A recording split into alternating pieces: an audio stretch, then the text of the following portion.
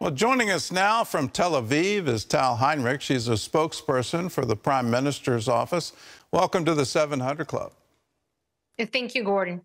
Let's get to the hospital explosion. What appears to me is yet another blood libel.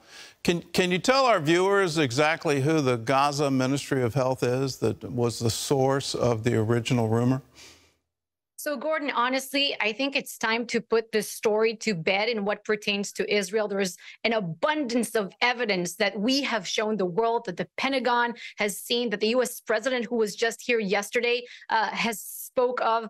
And it is clear that Israel was not behind this incident. It is unbelievable, as Chris Mitchell said in the report that we just saw, that many media outlets around the world echoed what the Gaza Health Ministry, as you just said, has put out, what Hamas said, what the Palestinian Islamic Jihad, who were behind this missile that fell short in Gaza Strip, said. It's unbelievable that people take the word of a terrorist organization. The Gaza Health Ministry, to your question, is in fact the Hamas Health Ministry. It is based in Gaza. Everything that's happening inside Gaza is under the responsibility of its rulers, the Hamas terrorist organization.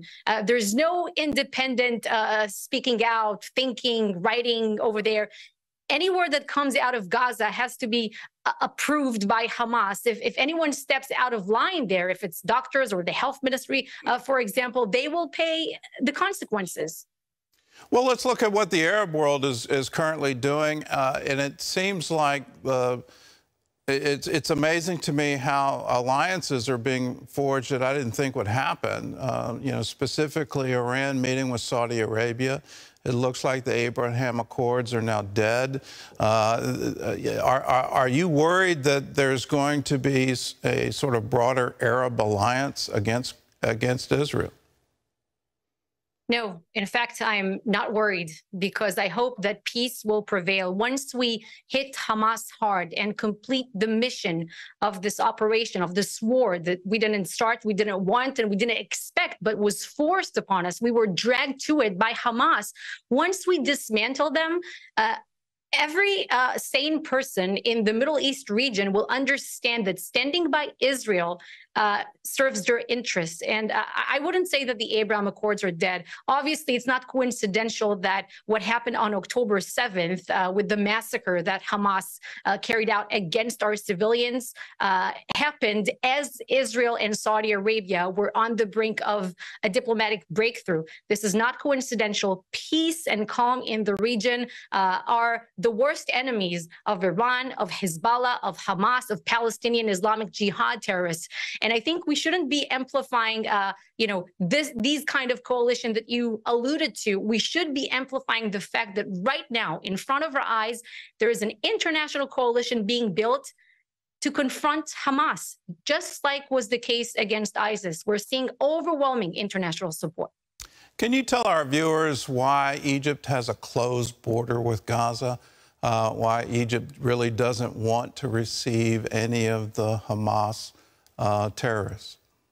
That is a question to refer to Egypt. The Rafah border crossing is between Gaza and Egypt. What I can tell you, though, is that we have agreed in discussions with our American counterparts yesterday that humanitarian aid will be able to get it. We will not prevent it, rather, if it goes from Egypt inside the Gaza Strip, as long as this humanitarian aid does not end up in the hands of Hamas. That is all I can say in that respect, because it's an issue between Egypt and Gaza. Okay. President Biden announced an enormous aid package going to Israel. What kind of aid are you going to receive, and were there any trade-offs for that? Were there any expectations in exchange for the aid? We are very grateful for any kind of support that we're receiving internationally, first and foremost from President Biden and the U.S. Congress, and the moral support that we're seeing from the American people. The bipartisan support is really incredible, and we are grateful for it. Not only the moral support, but also the material support that you're talking about. But, the fact that the U.S. president flew in the middle of a war, that's a war zone, that's really unprecedented, and it speaks volumes of what the American people think and know about the truth, about our shared values, and where we stand together as a civilized world. So we are very thankful to world leaders. But Gordon, I also want to use this platform to say that we are very grateful to individuals, if it's in the US, if it's in Europe, or other places around the world, who are supporting our very just cause in this war that we didn't start. And many people from around the world are reaching out to us, to me personally, and are asking, what can we do? How can we help Israel? And this is really heartwarming.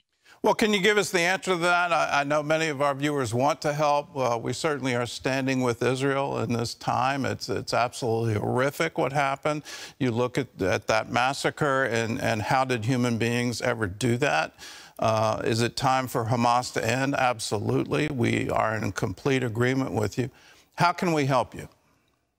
So donations, prayers, sharing the truth in media channels, on social media, countering the Hamas propaganda. This means a lot. And also talk on, or let your public representatives know that they should stand by Israel and our demands that any entity or any country that is harboring Hamas and its sick ideology should be sanctioned.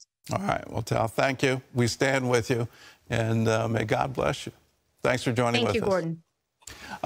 She was